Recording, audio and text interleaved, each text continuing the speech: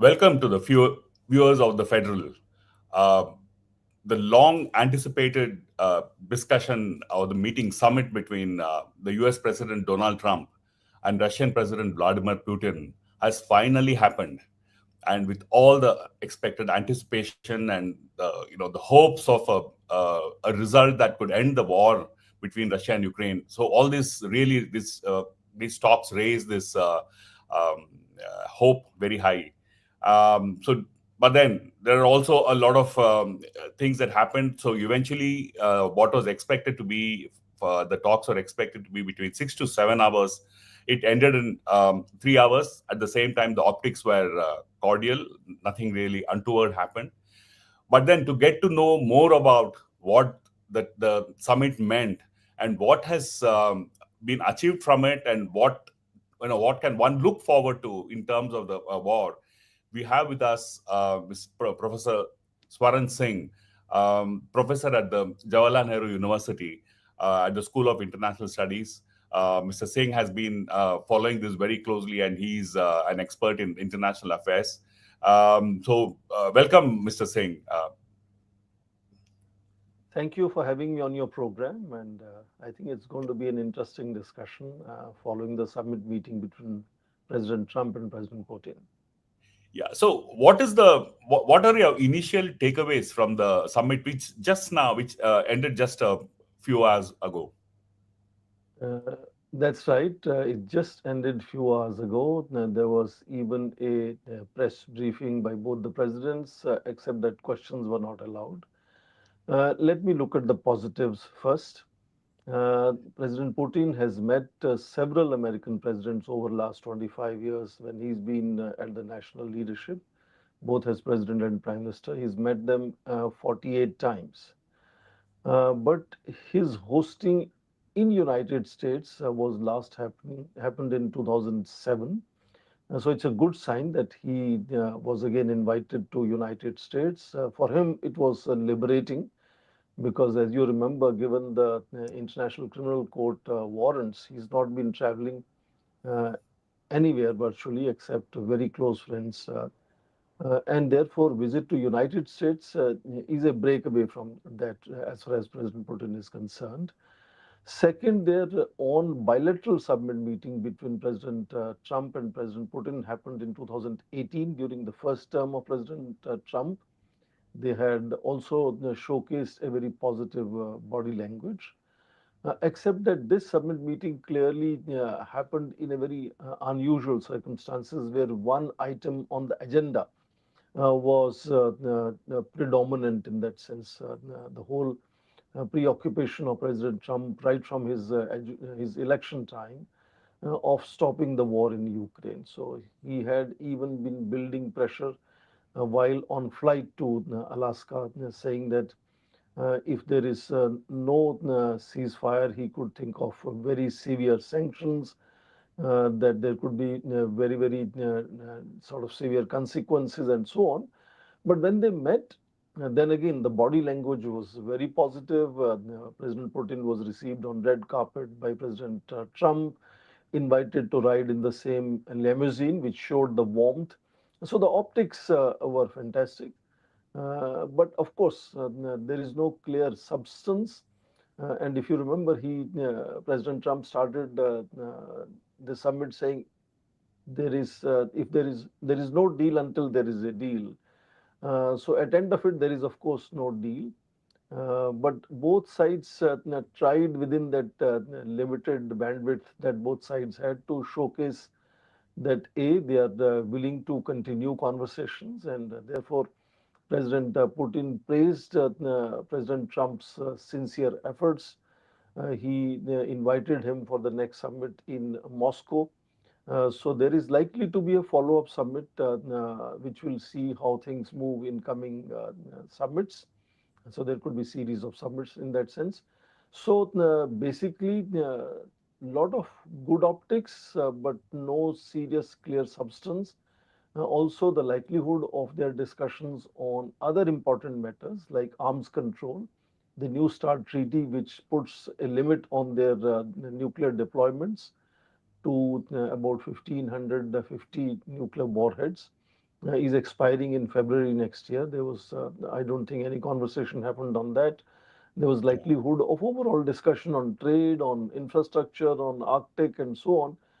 But if you again, the President Trump said there is not going to be any business until the ceasefire is agreed upon. So some of those other issues on the agenda were perhaps not discussed. And as you mentioned yourself, the summit meeting that was touted in the beginning to last for 6 to 7 hours ended in less than 3 hours. And yeah. in press briefing, there were no questions.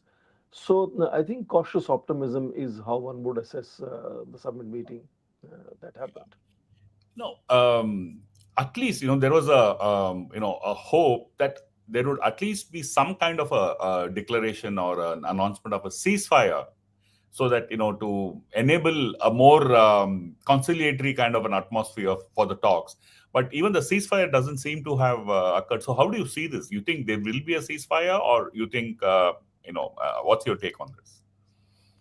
The initial signs are positive. Among several other things that President Trump said, he had also called it an exploratory meeting, which will see how ceasefire can be organized. So, if that is the cue for us, then in that sense, this was partially successful because um, President Trump's earlier summits have often ended abruptly in a not very positive fashion, whether it is G7 summit or it is his summits with Kim Jong Un of North Korea. So compared to his earlier summit meetings or his meetings with President Zelensky, if you remember, in White House Yeah, in yeah. February, this was overall positive summit meeting, which keeps the door open for the future talks for ceasefire. But it also underlined that there were enormous gulf, a big gap between both sides' expectations. President Putin underlined that we have to focus on the original root causes of the conflict, which he's been saying all the time, meaning that it is basically NATO's expansion, Ukraine's likelihood of becoming NATO member, and so on, which are the serious reasons behind it. And likewise, we saw President Zelensky was not invited, but he posted a video saying that he's ready for the peace. But according to him, Russia is not ready for the peace. Similarly, several European friends of President Zelensky had also issued a statement on Saturday that no territorial swap should happen without Kyiv or President Zelensky being sitting in the meeting. So there is likelihood of President Trump wanting next summit to be trilateral summit, but we don't know if whether President Zelensky will go to Moscow for such a meeting. So there are gaps which exist, and in that sense, President Trump is soon expected to now brief President Zelensky as to what happened at the summit meeting, talk to various European allies as to what happened in the summit meeting. So there is an incremental process that one can notice that is happening. And in that sense, ceasefire could happen potentially, whether that will be a pause or a temporary ceasefire with a fixed period of time, etc. And how both sides will interpret these things. In all summit meetings and all agreements, both sides go home with different interpretations very often. So that would also be seen in coming days as to how both sides are interpreting what happened in summit meeting. We are only talking about initial assessment from the reports that we have on what happened in the summit meeting.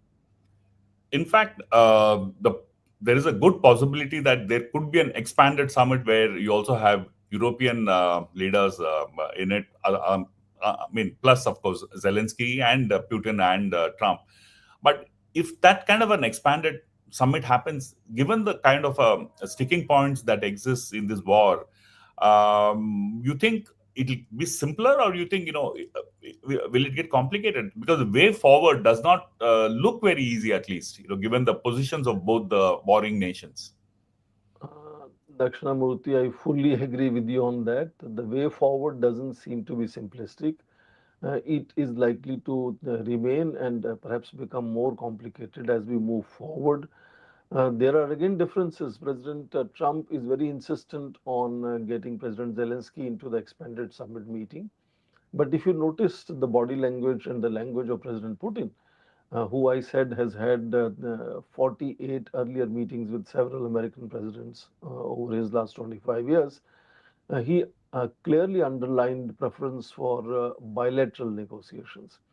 For example, he said we have both developed quote unquote understanding and we should move forward from there. And he, in fact, underlined that neither Ukraine nor European countries should undermine the process or the progress. So, in that sense, there seems to be also different kind of perceptions as to how President Trump wants to move forward in, as you said, expanded summit meetings, and how President Putin apparently prefers to keep it bilateral and focus on bilateral understanding. Partly because he assumes that it's going to be one to one rather than American and Western side being represented by several leaders and Russian side being only represented by President Putin. And in bilateral, his assumption is that perhaps he can obtain a better deal or greater concessions from President Trump. So there is definitely a gap in both sides' preferences as to how they want to move forward. So whether future summits will be expanded summits, whether there will be a summit as a follow-up summit, when that will be, where that will be, I think these are questions that remain as yet unanswered. Yes, coming to the conflict itself, I mean, it's briefly, the issue here is the question of Russia returning the land occupied by during this conflict, and Ukraine saying that they're not going to allow the land to be retained by Russia. So this is the at the core of this conflict and how it's going to be resolved. So where do you think it's heading? I mean, Putin and Trump have a very good relationship, no doubt, but how far can they go with it? That's right. It looks like from the summit meeting, particularly, that both have showcased a good body language, a certain amount of chemistry between them. But when it comes to any conflict resolution or any such negotiations in international relations, parties usually begin from what we call maximalist position, so that they have something to negotiate, something to then offer as concessions and counter offers of concessions. So at this stage, of course, President Zelensky has said it very repeatedly, very many times, that there is no question of Ukraine surrendering any of the territory. In fact, he says he cannot surrender any of the territories because, according to Ukrainian constitution, it's only the national legislature that has the powers to recast if there is any possibility of national boundaries. So he doesn't have that power, according to him, and he says he doesn't think Ukraine is willing to do that. And Russia, on the other hand, is asking that much of the Donbas region, Crimea, Donetsk, Luhansk, it's roughly about 20% territory of Ukraine that is today under Russian control, and Russia would not ideally prefer to leave that, while at the same time get a very limited few places vacated where Ukraine has occupied Russian territories. So again, Crimea was taken in 2014, so it's been with the Russia for a long period of time. And the other territories are also, they were taken roughly in the first few months of this conflict of 3.5 years. In fact, Russia has declared Donetsk and Luhansk as independent republics and recognized them. Yeah. So it's a complicated situation where Russia would like to retain much of this territory, as much as Russia can. And Putin doesn't want to give any of his national territories. But interesting it is that President Trump, who is kind of speaking on behalf of Ukraine at this stage with President Putin, had mentioned likelihood of territorial swaps. Uh, what that means accurately on the ground will be a very, very complex exercise. But there is an indication that President Trump is working on a formula where territorial swaps will take place. And if we look at history of Russia's military operations with several other neighbors, Russia has continued to occupy the territories which it had captured Mm. during those military confrontations, whether it is in Georgia or Moldova or some other neighboring nations. So that track record is also something which we have to keep in mind. So territorial swap is something which President Trump is suggesting. European allies are saying no territorial swaps minus participation of Kyiv. So even Europeans are not saying that territorial swaps are not a possibility, but they want Zelensky to be sitting in those negotiations. Yeah. So what kind of territorial swaps, which are now being kind of agreed in principle, will happen actually on the map, on the ground, is going to be very, very painstaking and complex exercise. So we don't see any quick solutions as President Trump would prefer. And Yeah. this is going to be a long haul of negotiations on both sides. Clearly, what you're saying is was really indicated by the fact that both these leaders did not take any questions from journalists. It obviously meant that it's at an extremely sensitive stage, and neither probably wanted to say anything out of turn, which would ruin the whole thing. So obviously, it's at a very sensitive stage, and we need to just wait and see where it heads, at least to see if the fighting ends, at least temporarily, post the summit. But I think we need to observe further and see how it goes. What's your I take agree on with this? you. I think it was a mature and positive sign that they did not allow any questions, thinking that responses or the questions themselves could be disruptive to the positive process, and that they want to cautiously move forward. Whether this summit is going to lead to any kind of ceasefire or even pause or some kind of arrangement where attacks could be restricted, limited. There is no such sign as of now. In fact, it very often happens, as you know, in international negotiations, that both parties would like to bring greater pressure on the other side. And that normally happens with heavier and more expensive attacks on the ground, so that they can showcase them being in control of the situation or them being on the offensive to create that pressure points kind of situation for the opposite side.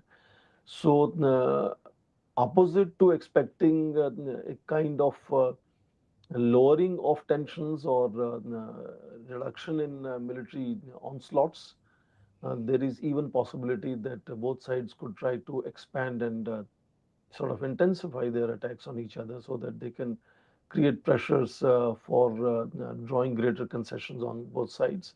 But this has also to be understood in terms of a long war of 3.5 years now, and there is a certain fatigue on both sides. So one has to see how whether they will have kind of splashes of more attacks or constant sustained more attacks on each other. 3.5 years has also caused a certain amount of fatigue on both sides on the ground. And I think in that sense, one is not very clear whether it's going to have more severe tensions and military attacks or less. But yes, it's not looking that the summit meeting is going to create any positive signs that both sides could suddenly think of stopping to attack each other. Yeah. On that note, I think we'll have to leave it, because I think it's a little too early to come to more conclusions. But thank you so much, Mr. Singh, for throwing light on Thank you. the situation so far. And I think we need to have probably a few more discussions as the talks go on and the developments happen on this front. Thank you so much for joining the Federal.